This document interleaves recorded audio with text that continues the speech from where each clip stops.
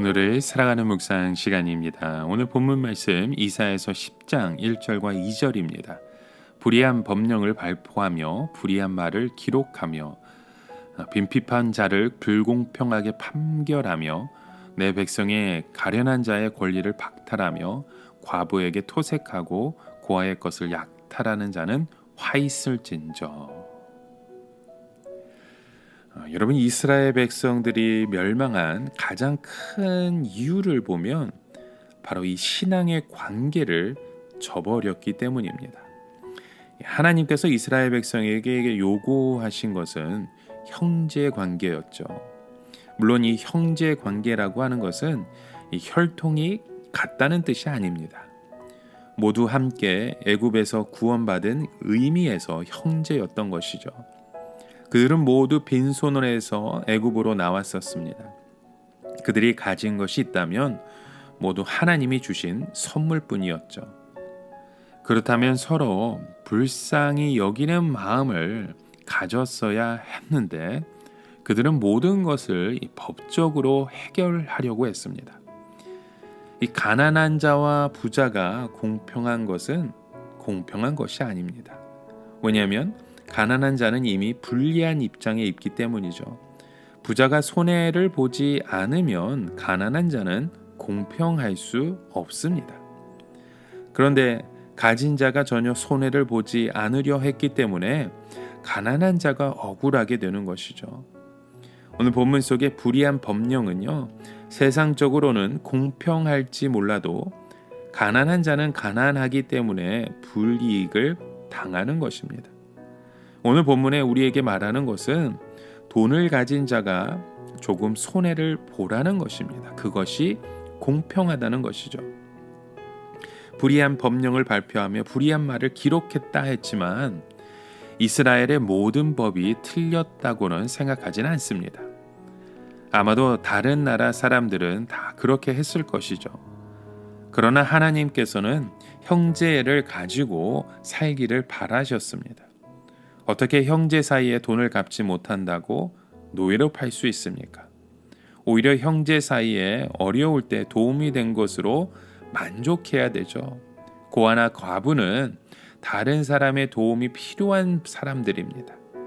이 사람들은 누군가가 돕지 않으면 밭이나 집을 빼앗길 수밖에 없는 것입니다. 물론 모든 것을 다 책임져 줄 수는 없습니다.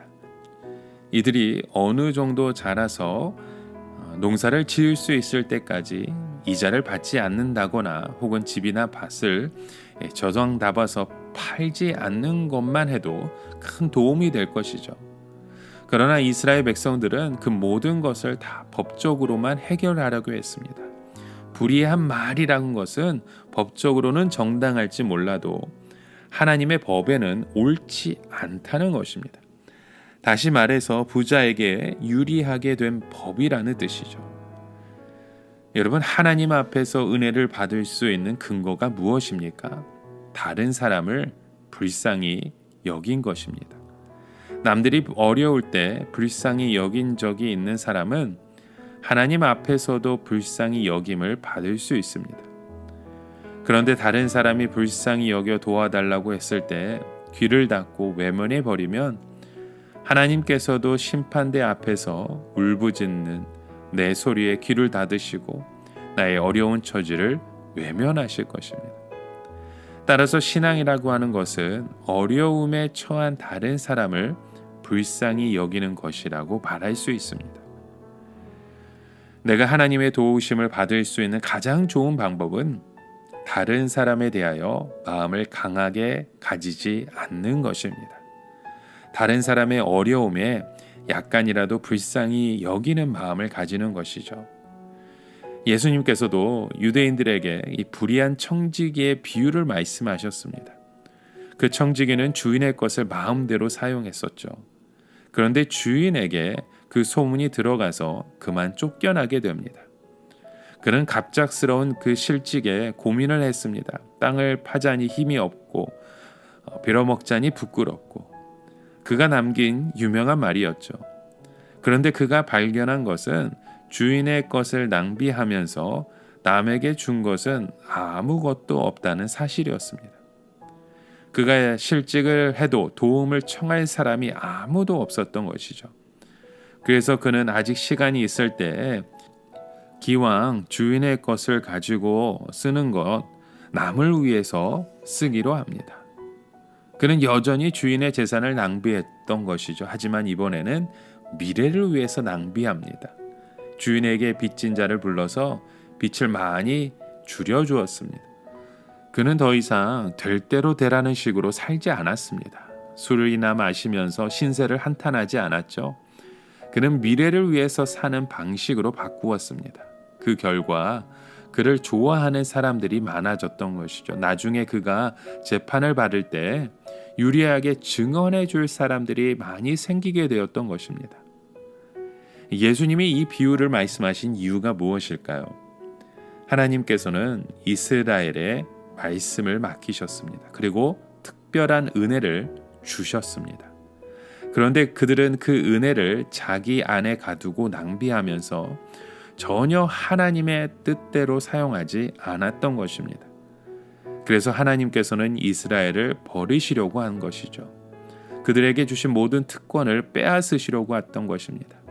그런데 아직 시간이 있을 때 그들이 할 수 있는 것이 무엇입니까? 자기가 가진 것을 다른 이방인들이나 약소한 사람들과 나누는 것이죠. 이스라엘이 살 수 있는 유일한 길은 자기들이 가지고 있는 그 돈이나 말씀을 얼른 다른 사람들에게 주는 것입니다. 다른 사람들이 이스라엘에 대해 가지고 있는 이미지를 바꾸는 것이죠. 그것이 그들의 멸망을 피할 수 있는 유일한 길이었던 것입니다. 여러분, 오늘 우리에게 주신 그 은혜, 오늘 우리에게 주신 그 축복을 어떻게 사용하고 있으십니까? 정말로 우리의 이웃을 위해 하나님의 그 사랑의 통로가 되어지고 있으신지요? 오늘 우리에게 주신 그 하나님의 주권 가운데 그 믿음의 통로가 되어지시는 저와 여러분의 하루 되시길 주님의 이름으로 간절히 축원합니다. 함께 기도합니다. 하나님 아버지, 하나님이 주신 그 은혜를 낭비하지 않는 자 되길 원합니다.